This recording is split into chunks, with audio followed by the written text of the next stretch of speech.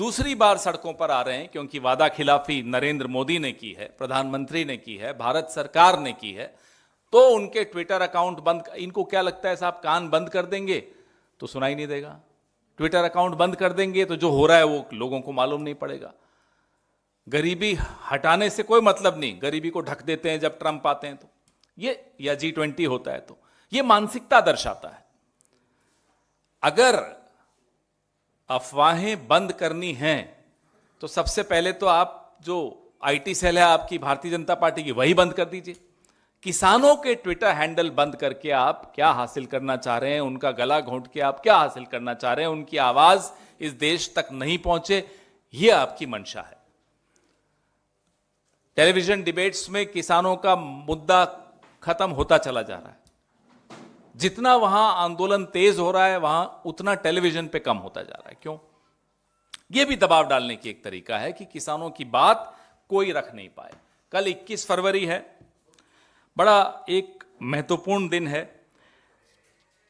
पंजाब में 21 फरवरी 1924 में जैतोदा मोर्चा, बड़ा मशहूर एक इवेंट है जो मनाया जाता है, जब अंग्रेजों ने किसानों पर गोलियां चलाई, सिख किसान थे, और काफी लोगों को मार दिया या घायल कर दिया था।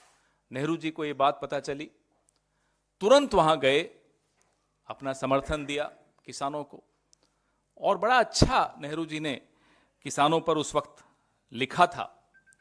मुझे लगता है, क्योंकि नेहरू जी पे तो विशेषज्ञ हैं आजकल नरेंद्र मोदी, ये जो जैतोदा मोर्चा है, कल उसकी 100 साल पूरे होंगे, उसमें नरेंद्र मोदी जी को नेहरू जी की शरण में जाना चाहिए और पढ़ना चाहिए नेहरू जी ने जैतोदा मोर्चा पर जब गोलीबारी हुई तो क्या बोला।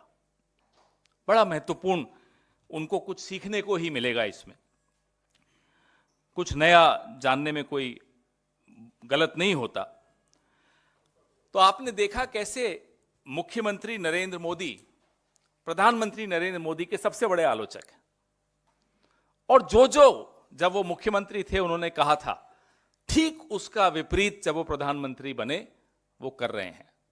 अव्वल दर्जे के झूठ उनके पकड़े जाते हैं, एक के बाद एक झूठ। MSP पे झूठ, फ्रीडम ऑफ एक्सप्रेशन पे झूठ, आंदोलनों पे झूठ, तमाम झूठ एक प्रधानमंत्री के जब पकड़े जाएं तो वो क्या करेगा?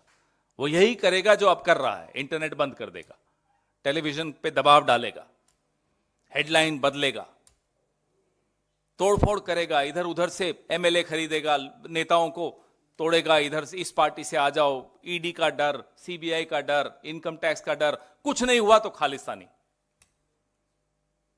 किसानों को बदनाम करने का जिस तरह से इन्होंने एक बीड़ा उठा रखा है। हमारे वक्त कई आंदोलन हुए, अभी मैं संजीव जी और विनीत जी को बोलूंगा, एक वीडियो है अटल जी का किसान के आंदोलन को समर्थन देते हुए, वो भी आपको देंगे।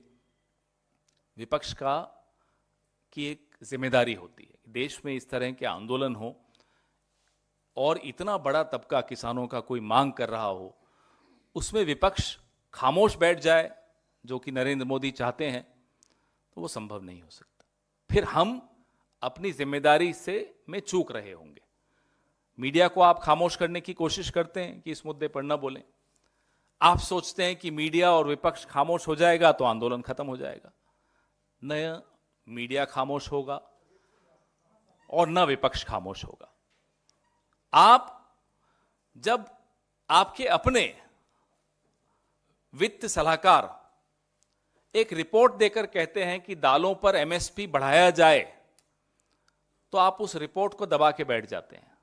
कब फिर दालों पर आप कीमत ज्यादा देते हैं? जब किसान सड़क पर आते हैं।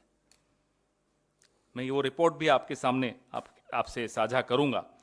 तो हमारा आप सबसे आग्रह है कि नरेंद्र मोदी जी को आप लोग समझाइए, लिख कर समझाइए, बोल कर समझाइए कि साहब दुश्मन नहीं है किसान, और ये जो मांग रहे हैं वो वही मांग रहे हैं जो आपने 2014 से पहले बड़ी बड़ी बातें की थी, वही बात वो मांग रहे हैं। राहुल गांधी ने, मल्लिकार्जुन खड़गे जी ने MSP का एक गारंटी दी है कि हम जब सरकार बनाएंगे तो ये अन्याय दूर होगा, और हम MSP की गारंटी दे रहे हैं। और कोई कारण नहीं है कि नरेंद्र मोदी आज सरकार में कुछ महीने और हैं तो ये काम क्यों नहीं कर रहे। उनसे पूछिए क्या दबाव है, क्या किसी औद्योगिक घराने की लॉबी का दबाव है, विदेशों से दबाव है, कहां से दबाव है नरेंद्र मोदी? क्यों इतने डरे हुए हैं? क्यों किसानों को डरा रहे हैं? क्यों उनकी मांग पूरी नहीं हो रही?